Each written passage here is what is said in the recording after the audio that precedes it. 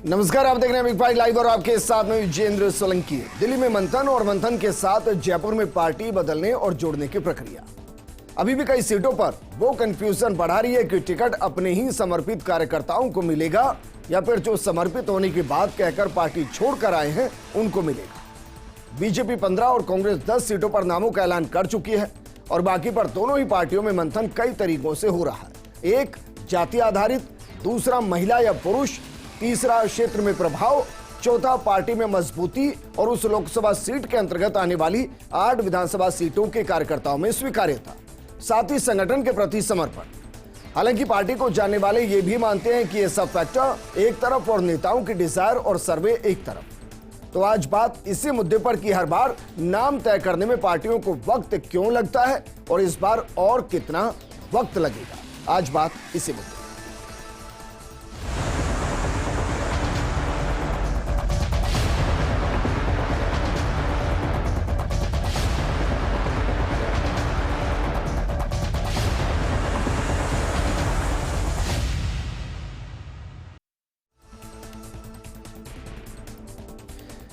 तो लिस्ट में और कितने ट्विस्ट होंगे, इस मुद्दे पर बात करने के लिए हमारे साथ मौजूद हैं कांग्रेस प्रवक्ता राजेंद्र आर्य जी और राजनीतिक विश्लेषक महेश शर्मा जी। राजेंद्र आर्य जी, शुरुआत आपके साथ। भाई, आपको लगता नहीं है कि लगभग पूरे 5 साल मिल गए थे लोकसभा के लिए कैंडिडेट चुनने के लिए, सोचने के लिए, उनको उनकी लोकसभा सीट पर एक्टिव करने के लिए, उसके बावजूद आचार संहिता लग गई लेकिन हमारे कैंडिडेट का पता नहीं कि कौन कहां से चुनाव लड़ेगा। इतनी देरी हर बार की तरह क्यों?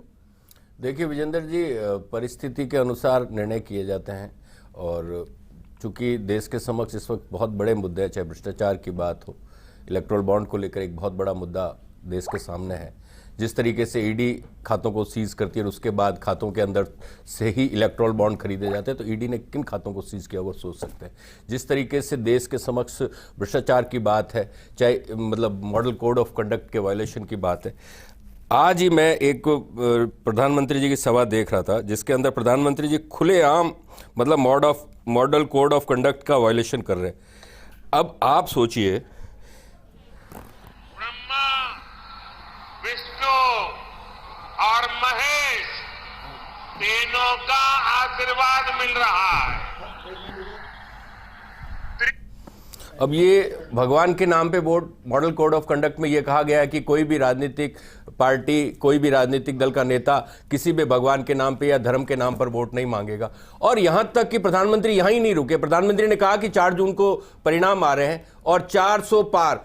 अब चुनाव आयोग ने यह भी कहा कि मिस इन्फॉर्मेशन, भ्रामक जानकारी। अरे भाई, आपके पास में ऐसा कोई तथ्य है ही नहीं, आप जबरदस्ती जनता के बीच में ऐसी, और ये बात कौन कर रहा है? ये देश का प्राइम मिनिस्टर कर रहा है। तो इस देश का दुर्भाग्य है कि जो चुनाव आयोग 2 दिन पहले तक मॉडल कोड ऑफ कंडक्ट, आदर्श आचार संहिता की बात करता था, वो प्रधानमंत्री के मॉडल कोड ऑफ कंडक्ट के वायलेशन पे चुप क्यों है? चलिए ठीक है। अब राजेंद्र आर्य जी, मैंने टोका नहीं आपको, बिल्कुल भी मैंने नहीं टोका। अब मैं आता हूं अपने सवाल पर कि भाई, प्रवक्ता सिर्फ स्टूडियो में बैठकर ही चुनाव जीत जाएंगे या कैंडिडेट को जमीन पर उतारकर जनता को बताया जाएगा कि यह आपका कैंडिडेट है, मोदी सरकार को हटाना है तो इसको वोट दे दीजिए? अभी तक तो इसको लेकर ही कंफ्यूजन बना हुआ है। यही तो मैं आपको बता दूं, हमारे 10 कैंडिडेट ऑलरेडी मैदान में हैं। भाजपा के 15 कैंडिडेट है। हमारे अगले 1-2 दिन के अंदर आपको 15 कैंडिडेट भी मैदान में होंगे। लेकिन मुद्दा क्या है? देखिए, आप बहुत बड़ा चैनल है, जिम्मेदार चैनल है, ये आपकी जिम्मेदारी है कि आपके चैनल पे कही गई हर बात वहां उन जिम्मेदारों तक पहुंचनी चाहिए, चाहे वो चुनाव आयोग है, चाहे वो एसबीआई है, चाहे वो ईडी है, चाहे इनकम टैक्स है, चाहे वो सीबीआई है। उन सबके पास में वो बातें पहुंचनी चाहिए कि वो क्यों किसी आदमी की या किसी सत्ता के शीर्ष पे बैठे व्यक्ति की जेब की अंदर घुसे हुए हैं, उनको कठपुतली क्यों बने हुए हैं। अगर उनका जमीर जिंदा है तो लोकतंत्र के बहाली के लिए उन लोगों को निष्पक्ष भूमिका में आना होगा। ठीक है, ये आपका पहलू हो सकता है, कांग्रेस का हो सकता है। हमारी नजर में हमारी सारी की सारी एजेंसियां निष्पक्ष ही हैं। महेश शर्मा जी, महेश शर्मा जी, क्योंकि मैं नहीं राजेंद्र आर्य जी, एक दौर में तो भाई, एक दौर में तो आप यहां तक कह गए थे कि कोर्ट, एक दौर में तो आप ये कह गए थे सर कि कोर्ट तक दबे हुए हैं और जब कोर्ट आपके पक्ष में फैसला देता है तो आप तालियां बजाते हैं। ऐसा थोड़ी ना होता है। महेश शर्मा जी, नहीं महेश शर्मा जी, महेश शर्मा जी, देखिए महेश शर्मा जी, सर मैं तो कैंडिडेट को लेकर बात कर रहा हूं भाई। 5 साल में आप कैंडिडेट ना ले पाए और आपके राजस्थान के टॉप लीडर भाग जाए चुनाव से। महेश शर्मा जी, मैंने इतनी बार बयान सुना है सर, सुनिए सर, मैंने विपक्ष के मुंह से ना जाने कितनी बार बयान सुना कि ये अंतिम चुनाव हो सकता है अगर बीजेपी सरकार में वापस आ गई, क्या जाने इसके बाद चुनाव होंगे या नहीं होंगे। और ये परसेप्शन जनता में क्रिएट किया जा रहा है कि भाई लोकतंत्र खतरे में है। अब मेरा सवाल ये है, एक मिनट सर, अब मेरा सवाल ये है सर, एक मिनट प्लीज सर, खतरे में है राजेंद्र आर्य जी, एक मिनट सर। महेश शर्मा जी, मेरा सवाल ये है कि जब करो या मरो की सिचुएशन होती है तो जो सबसे बेहतरीन योद्धा होते हैं उनको मैदान में उतारा जाता है। अब मेरा सवाल यह कि कांग्रेस के टॉप लीडर चुनाव में नहीं है, वो किसी को ज्वाइन करा रहे हैं, उसको टिकट अपनी सीट से दे दे रहे हैं, कोई अलग तरीके से दे रहा है। अगर करो या मरो का चुनाव है तो आइए ना सबसे बेहतरीन। देखिए इस समय जिस तरह से वो प्रधानमंत्री का जो नारा जो चल रहा है इस बार 400 बार, तो कहीं ना कहीं ऐसी चीज़ों को ढूंढ रहे हैं, ऐसे प्रत्याशियों को ढूंढ रहे हैं, चाहे वो विपक्ष में भी अगर कोई प्रत्याशी अगर उन्हें मजबूत दिखाई दे रहा है और जीता हुआ दिखाई दे रहा है तो वो इसका सहारा लेने में कोई हिचक नहीं होगी।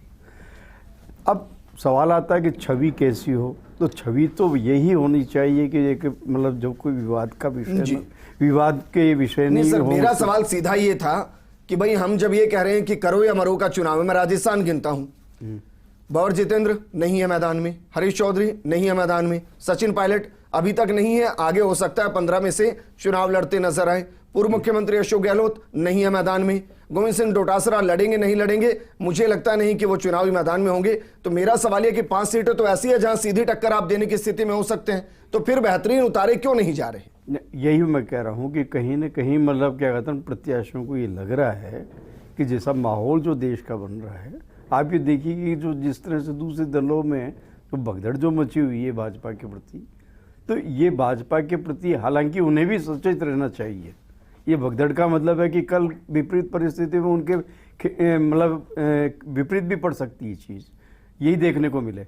लेकिन हाँ ये है कि इस समय जो जिस तरह से जो भाजपा के प्रति जो रुझान बढ़ रहा है, तो ये स्वयं बता रहा है कि इस समय भाजपा की मांग कितनी हो गई है जी। अब ऐसी सूरत में चाहिए कि भाजपा को अपने कार्यकर्ताओं का मनोबल बढ़ाते हुए टिकट उन लोगों को भी दे, अगर कोई पात्र हैं तो वो उनका चुनाव मेरिट के साथ पे करे। ऐसा नहीं हो कि कार्यकर्ताओं की उपेक्षा हो जाए और उनमें एक जो निराश भाव पैदा हो जाए। तो लिहाजा आपको बीजेपी को भी चाहिए कि जो आपको अगर 25 सीटें जीतनी है जी, तो ऐसे प्रमुख उम्मीदवार और चेहरों को जो हमें विवाद से परे हों, कि किसी पे कोई आरोप न लगे हुए हों किसी तरह के, उनको ही मैदान में उतारना चाहिए। जी, अब बात विपक्ष की करते हैं, कांग्रेस की रणनीति क्या होनी चाहिए। विपक्ष की अगर रणनीति की बात है तो वो है कि जो मौजूदा केंद्र सरकार की जो नीतियों में जहाँ फेलियर रही है या जो मतलब क्या कहते हैं सर, कैंडिडेट चयन कैसे करें, इसके लिए जिम्मेदार क्या जो सबसे बेहतरीन है आपके नेता उनको चुनाव नहीं लड़ना चाहिए। और दूसरा सवाल मेरा यह है कि विपक्ष के पास तो 5 साल थे, एक कैंडिडेट को चुनने में अंतिम वक्त तक मेहनत क्यों करनी पड़ती है, जब कांग्रेस बार बार कहती है कि नहीं इस बार हम 2 महीने पहले कैंडिडेट दे देंगे, इस बार हम 3 महीने कैंडिडेट दे देंगे, और 2-2, 3-3 घंटे पहले तक कैंडिडेट देते हैं। देखिए ये जो जिस तरह के जो आपने देखा होगा विधानसभा के जो चुनाव हुए थे पिछली बार, तो जिस तरह से मंत्रियों को उतारा गया था मैदान में, और या मतलब सांसदों को भी पूर्व जो सांसद जो है चुनाव मैदान में जो उतरे थे उनको ध्यान में रखते हुए कि ये मौजूदा परिस्थितियों में जिस तरह की रणनीति बनाई जाती है उसको ध्यान में रखते हुए ही ये मतलब प्रत्याशी का चयन होता है। और जी, फिर चुनाव लड़ने में कोई भी व्यक्ति है अगर जीतता है या हारता है, हारने के या जीतने के बाद में जो वो चुनाव उसकी उस पर निर्भर होता है कि वो कौन सी मतलब सांसदी लेना चाहता है या विधायक लेना। सर, मैं बार बार आपको कांग्रेस पर लेकर जाता हूं, आप बार बार बीजेपी पर आते हैं। बीजेपी तो अपने बेहतरीन उतार रही है, उसने तो सांसद उतार दिए थे। जी जी जी, मैं लेकिन कांग्रेस नहीं कर रही ना। यही कह रहा हूं। मेरा सवाल यह है कि भाई जो विपक्ष में उनको किस चीज का डर होता है, वो तो कैंडिडेट दें कम से कम। ये मैं ये कहना चाह रहा हूँ कि जो इस नीति का लेकर के विरोध उस समय चुनाव के दौरान कर रहे थे कांग्रेस के नेता, आज अगर वो ये ऐसी चीज को दोहराते हैं तो निश्चित रूप से उनको ठीक है। हमारे साथ विकास बारट जुड़ गए हैं, बीजेपी प्रवक्ता हैं। विकास, 15 सीटों पर आप ऐलान कर चुके हैं, लेकिन जो पहले चरण की 10 सीटें हैं उनमें से सिर्फ 2 सीटों पर आपके प्रत्याशी हैं, 8 सीटों पर प्रत्याशी नहीं है। तो जरा ये तो बताइए, आप तो इंटरनल है बीजेपी के अंदर, कि चयन प्रक्रिया का आधार क्या है? जातीय आधार है, महिला पुरुष है, उस क्षेत्र में प्रभाव है, 8 सीटों के कार्यकर्ताओं की रजामंदी है, या फिर किसी नेता की वीटो है? देखिए विजेंद्र जी, भारतीय जनता पार्टी एक कार्डर बेस्ड पार्टी है, जहां पर बूथ स्तर से लेकर और राष्ट्रीय कार्य समिति तक के लोगों का समान जो निर्णय निकल के आता है, उन्हीं के चयन के आधार पर उम्मीदवार घोषित होते हैं। और उम्मीदवारों के लिए जो प्राथमिकता है वो मात्र प्राथमिकता ये है कि पार्टी के निष्ठावान कार्यकर्ता हो और आम जनता को समर्पित सामाजिक क्षेत्रों में कार्य करने वाले व्यक्ति हो। इसके अलावा किसी नेता का ना वीटो है, ना किसी जातिगत गणितों के अंदर भारतीय जनता पार्टी उलझती है। ये एक सीधा सा फॉर्मेट है जो पिछले विधानसभा चुनाव में भी, जिस पर हम लोगों ने काफ़ी बात करी, फिर मुख्यमंत्री भजनलाल जी जब बने तब भी हमने इसके ऊपर काफ़ी चर्चा करी, और यही अभी जिन लोगों को टिकट मिली है उनके परिप्रेक्ष्य में आप देख सकते हैं, और यही आने वाले समय में विगत 10 टिकटों के अंदर भी आपको देखने को मिलेगा। अच्छा, क्योंकि अगले 2029 में तो महिला आरक्षण कोटा आपकी तरफ से रिलीज किया गया है, लेकिन इस लोकसभा चुनाव में कोई जो बाहर से आ रहे हैं कैंडिडेट, उनके लिए कोई आरक्षण सीमा निर्धारित की गई है कि भाई जो बाहर से आएंगे 2 को देंगे, 3 को देंगे, या 1 को ही देंगे, जो दी जा चुकी है? बाहर से मतलब जो दूसरी पार्टी छोड़कर आ रहे हैं, नहीं, जिनकी रातों रात में विचारधाराएं बदल गई। देखिए, रातों रात में विचारधाराएं बदल गई। मैं आपको विजेंद्र जी बताऊं कि जब 2 समान चीज़ें एक साथ चलती हैं, एक तरफ देखते हैं कि दशकों तक एक परिवार ने शासन किया और पूरी पार्टी एक परिवार को पोषित करने में लगी रही, और आज भी उस परिवार के व्यक्ति को ही, ना वो किसी पद के ऊपर है, ना पार्टी का अध्यक्ष है, लेकिन उसी को हीरो बनाकर वो पार्टी पूरी समर्पित है। तो मैं मानता हूं जिन लोगों का सपना था, जो इस सपनों को लेकर राजनीति में आए थे कि राष्ट्र निर्माण में योगदान कर पाएंगे, वो लोग ऐसी विचारधारा जब सामने ही उनके दूसरे समान स्तर पर नदी का दूसरा छोर, जो कि ना परिवारवाद है, ना स्वयं का हित है, सिर्फ राष्ट्रहित को समर्पित होकर माँ भारती के खोए हुए वैभव को लौटाने के लिए काम कर रही है, तो मैं मानता हूं कि वो लोग कहीं ना कहीं बहुत समय से जूझ रहे होंगे कि किस प्रकार वो आए, और आज को समझकर कॉन्सुलेशन में उनको सीट दे दी जा रही है। ऐसे नहीं, ऐसा नहीं है। जब कोई व्यक्ति लगता है कि हाँ वो देश निर्माण में सहयोग कर सकते हैं और पार्टी की विचारधारा के साथ मेल खाती उनकी विचारधारा है, कार्यकर्ताओं सवाल कर रहा हूं भाई, आप खुद कार्यकर्ता हैं, भविष्य में आपको भी अपनी एक राजनीति के अगले आयाम तक जाना है। कोई 15 साल खपाता है किसी सीट पर, कोई 20 साल खपाता है, कोई घर को भी गिरवी रख देता है। इस स्थिति तक नेता आ जाते हैं जिनको टिकट चाहिए होता है, और फिर अचानक से कोई बाहर से आता है, टिकट लेकर चला जाता है। तो क्या कार्यकर्ताओं के तौर पर महसूस नहीं हो? दोनों पार्टियों में, ऐसा नहीं कि आपकी पार्टी में ही है, सब पार्टियों में फिलहाल यही चल रहा है, लेकिन कार्यकर्ता के तौर पर दुख नहीं होता? देखिए विजेंद्र जी, हमारे यहाँ व्यक्तित्व निर्माण के लिए हम लोग प्रयासरत रहते हैं, किसी को नेता बनाने के लिए हम कार्यकर्ता प्रयास नहीं करते। हमारे लिए, मैंने आपको कहा ना, हमारी पार्टी कार्डर बेस्ड पार्टी, और जो संगठन का आदेश होता है उसी को मानकर। मतलब क्या होता है? कार्यकर्ताओं के ऊपर निर्भर, लीडर बेस नहीं। एक होता है जिनमें ऊपर से निर्णय आते हैं, एक परिवार का निर्णय चलता है। अच्छा। और एक होता है जहां पर कार्यकर्ता वो निर्णय मानते हैं जो कार्यकर्ताओं के द्वारा रचे गए संगठन का निर्णय होता है। तो हमारे यहाँ कोई आता है तो वो काडर का हिस्सा हो जाता है? नहीं, काडर का हिस्सा नहीं, काडर का निर्णय होता है कि वो अचानक से पार्टी के अंदर जगह पा सकता है। ये निर्णय जरूर संगठन का होता है, और वो संगठन किसी परिवार की मिल्कियत नहीं है विजेंद्र जी, वो संगठन कार्यकर्ताओं के द्वारा रचा और गढ़ा गया। वापस लौटता हूं, क्या लगता है कि आज कोर कमेटी की बैठक है, सीईसी की बैठक होनी है, मानकर चले कि अगले 2 दिन में इन 10 सीटों पर भी स्थिति साफ हो जाएगी? देखिए, अब हमारे वहाँ केंद्रीय कार्य समिति की बैठक जो है वो आज ही चल रही है, तो मैं मानता हूँ कि कुछ ही समय के अंदर आपको बची हुई 10 सीटों के ऊपर भी आपको और पूरे राजस्थान प्रदेश को उम्मीदवार देखने को मिलेंगे, और इसका निर्णय आज या कल में ही जितना जल्द हो सके, मैं एग्जैक्ट समय तो मैं आपको नहीं बताने के लिए अधिकृत हूँ, लेकिन मैं मानता हूँ 1-2 दिन के अंदर ही हो सकता है उम्मीदवारों की घोषणा। अभी कह रहे हैं सीईसी की बैठक इसके लिए जरूरी नहीं है, कोर कमेटी की बैठक के बाद ही फैसला हो जाएगा। ये जो बैठक चल रही है, इस बैठक के बाद भी फैसला हो सकता है अभी प्रेस कॉन्फ्रेंस करके रिलीज किया जाए, हो सकता है 1-2 दिन के अंदर। नाम मुझे इसकी जानकारी नहीं है, लेकिन राजेंद्र आर्य जी, मंथन चल रहा है कि कुछ नेताओं को उतारा जाए, बड़े नेताओं को जिनके इर्द गिर्द चुनाव को घुमाया जा सके, या वो सिर्फ स्टार प्रचारक की भूमिका में रहेंगे?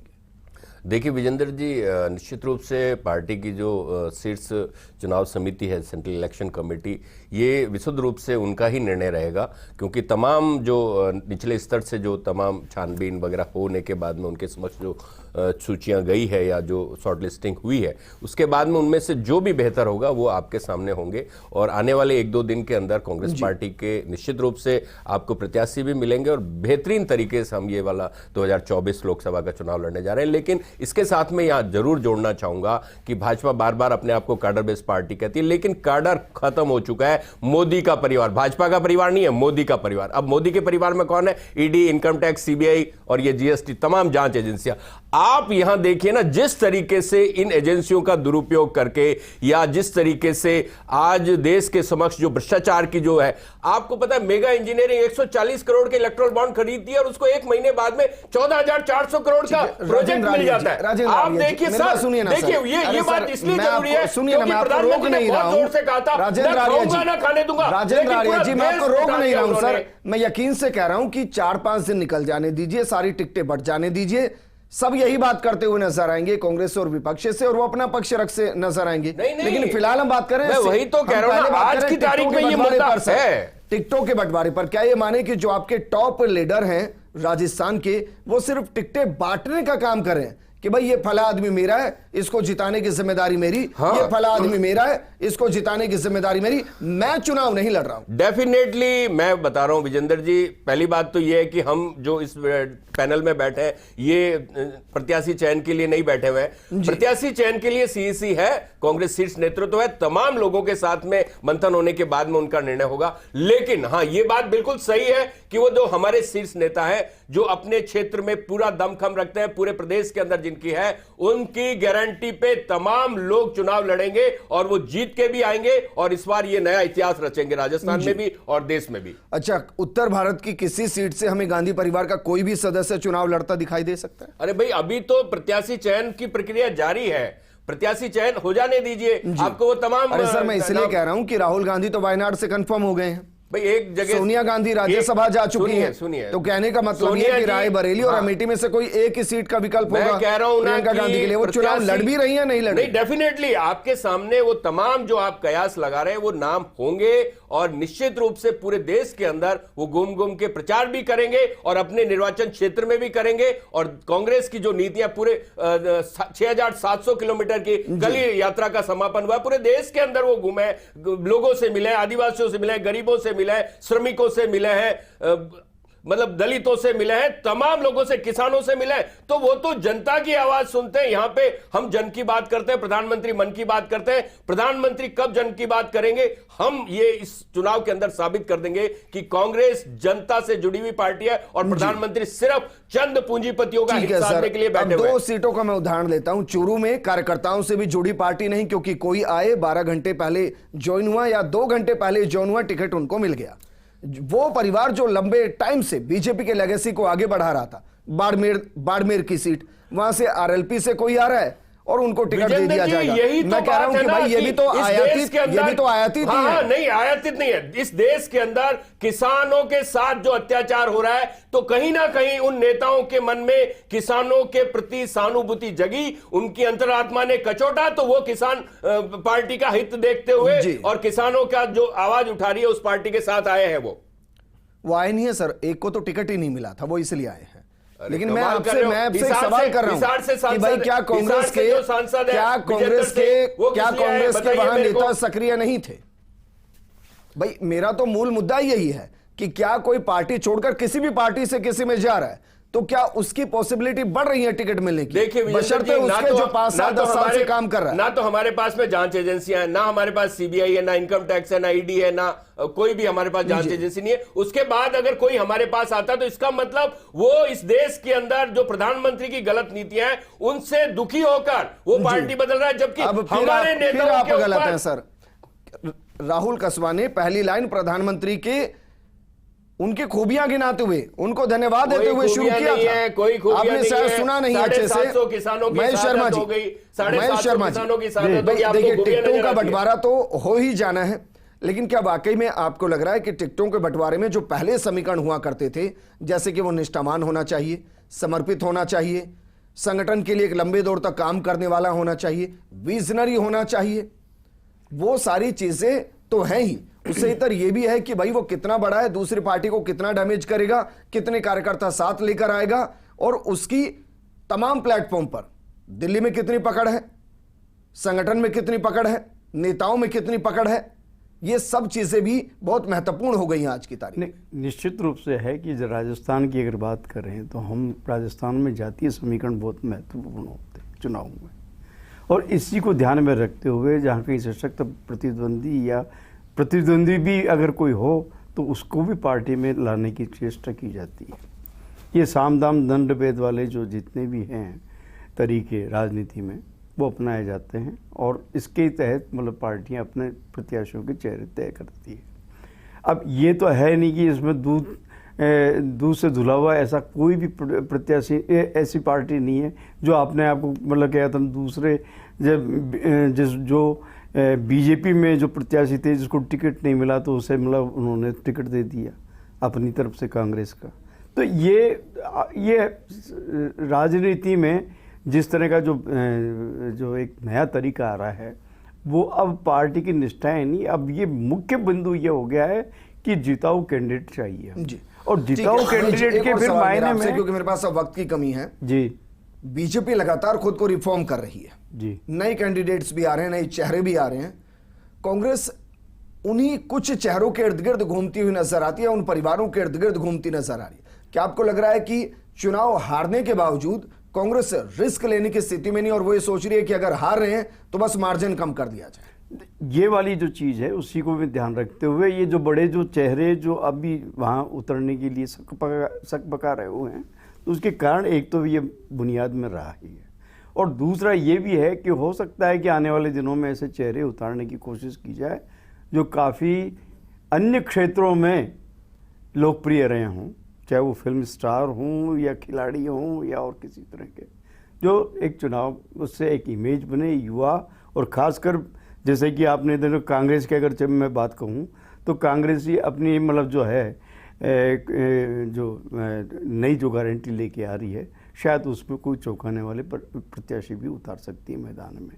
यही स्थिति मतलब भाजपा चौंकाने वाले मतलब चौंकाने वाले जैसे कोई खिलाड़ी हो या नामी मतलब क्या कहते हैं फिल्म स्टार हो या कोई जिस तरह गैर राजनीतिक कुल मिलाकर राजनीतिक चुनाव को मैदान में उतार सकते, राजनीतिक मैदान में गैर राजनीतिक के जरिए चुनाव जीतने की कोशिश कर सकते जी। बिल्कुल ये एक नया मतलब पास। और जो रचे हैं बसे हैं जो 20-30 साल से राजनीति कर रहे हैं वो सिर्फ प्रचार करेंगे, मतलब उल्टा होगा। नहीं अभी होता है कि खिलाड़ी अभिनेता स्टार प्रचारक होते हैं, नेता चुनाव लड़ते हैं। पहले खिलाड़ी अभिनेता चुनाव लड़ेंगे और राजनेता प्रचार करेंगे। नहीं मैं यही कह रहा हूं कि आप ये देखिए कि आप जिस तरह से अमिताभ बच्चन को जी हेमवती नंदन बहुगुणा के खिलाफ अब यूं कहें कि साहब हेमवती नंदन क्या थे तो आज की राजनीति में, और वहां कद मतलब अमिताभ बच्चन का क्या था, राजेश खन्ना का कद क्या था, विनोद खन्ना का कद क्या था, या मतलब धर्मेंद्र का कद क्या था, अगर राजनीति की दृष्टि से देखा दिए जाते हैं। हेमा मालिनी का ये सब चीजें ये जो सामने आ रही हैं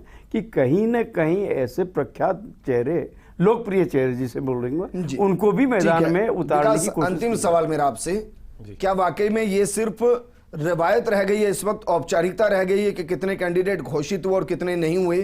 क्या 25 सीटों पर यह माहौल बन चुका है कि वहां कोई भी चेहरा पहले से डिक्लेयर हो चुका है, चुनाव वहां मोदी लड़ रहे हैं? नहीं, ऐसा नहीं है, कोई भी चेहरा नहीं। चेहरा वही होता है जो कार्यकर्ताओं के द्वारा जिसको सहमति मिलती है, जिसको कार्यकर्ता स्वीकार करते हैं। कार्यकर्ताओं के मैंने कहा ना आपको बूथ स्तर से लेके हर रिपोर्ट जाती है और सभी रिपोर्ट्स को मद्देनजर रख के ही चेहरा होता है। लेकिन मोदी चुनाव लड़ रहे हैं ऐसा विजेंद्र जी इसलिए है क्योंकि पिछले 10 साल से केंद्रीय नेतृत्व का चेहरा पार्टी की तरफ से प्रधानमंत्री के उम्मीदवार जिनको घोषित किया गया था 2014 में नरेंद्र मोदी जी थे, और उन्होंने देश के हर वर्ग को साथ रखकर देश को हर स्तर के ऊपर, चाहे रक्षा क्षेत्र हो, चाहे आंतरिक मामले हो, चाहे लोगों को रोजगार के मामले हो, चाहे चुनाव को कैंडिडेट के चेहरे पर लड़ा जाएगा या प्रधानमंत्री मोदी के डिक्लेयर तो हो ही जाना है एक दो। चुनाव को कैंडिडेट के चेहरे पर भी लड़ा जाएगा, चुनाव को पार्टी के संगठन के साख के ऊपर भी लड़ा जाएगा और नरेंद्र मोदी जी के कामों के आधार पर भी लड़ा जाएगा। चलिए, शुक्रिया हमारे साथ जुड़ने के लिए। विकास शुक्रिया आपका, राजेंद्र जी आपका भी शुक्रिया और महेश जी आपका भी शुक्रिया। दरअसल टिकटों का बंटवारा और बंटवारे से पहले वो विश्लेषण जिसमें कहा जाता है कि ये नाम निकलकर सामने आया, इसको अगर आप समझने बैठेंगे तो यकीन मानिए इतनी मोटी किताब बन जाएगी कि शायद सालों भी आप उसको पढ़ ना पाए, ये इतना जटिल है। इस प्रोग्राम में फिलहाल इतना ही। नमस्कार।